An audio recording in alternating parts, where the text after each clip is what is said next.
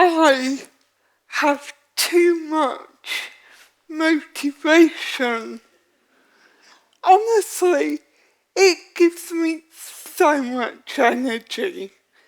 Energy for camping, energy for sailing, and energy for running.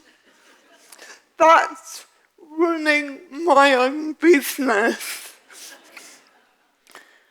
I teach people to understand motivation and how understanding motivation gives them the energy to shine. Now, you may be wondering why I have a kettle with me.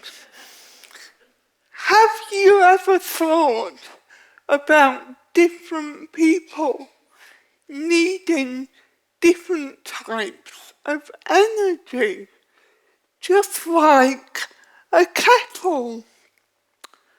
Research shows that we all have 9 distinct motivational drivers, and each one needs a different type of energy to activate it. But let's keep this simple for now. If I'm at home making my morning cuppa, I'll plug the kettle in to make it boil. If I'm sailing, I'll put the kettle on the gas. And if I'm camping, I'll light a fire. The point is, we know which type of energy we need to make each kettle boil. Wouldn't it be lovely if we knew which type of energy we need to make ourselves and others bubble every day? You see, the problem is that we don't talk about motivation unless we don't have any, or those around us don't have any, and that's very frustrating.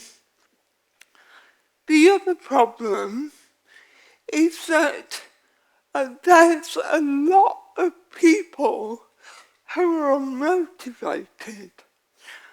According to Gallup, if we take the world of work alone, 79% of people in the workplace globally are disengaged. That is a lot of frustration. Instead of thinking about people being unmotivated, what if we think about what motivates them? What if each of the 9 motivators I mentioned earlier were like sails on a boat? Which sails would we need to hoist to get them out of the harbour and going like the wind? Jack learned to go like the wind. I met Jack at a workshop I was running for young people not in education, employment or training. Jack stood out because he was struggling so much. He couldn't make eye contact and he didn't talk to anybody all day, despite my best efforts. I have a way of identifying what motivates people and measuring their level of motivation. When I saw Jack's level of motivation, I was shocked. It was incredibly low.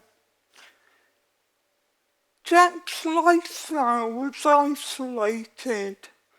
He was stuck. No training, no work, and no meaningful relationships. What was more exciting was when we looked at what motivated Jack. Jack needed meaningful relationships, he needed learning, and he needed to make a difference. No wonder Jack was stuck. Understanding what motivated Jack enabled him to understand the way he was feeling, and importantly, it gave him the tools to unstick himself. Jack has now left his safe harbour and he's pursuing his dreams. Why is this important? In my lifelong career in HR and the last 10 years as a motivation specialist, I've never met anybody with a high level of motivation and a low level of mental health.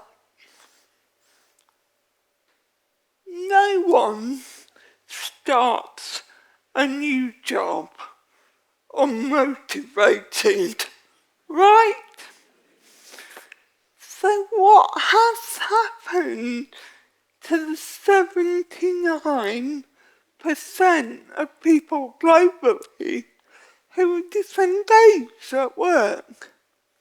When I'm boiling my kettle in the morning, I'm wondering about what a difference it would make if we all understood our own unique intrinsic motivators.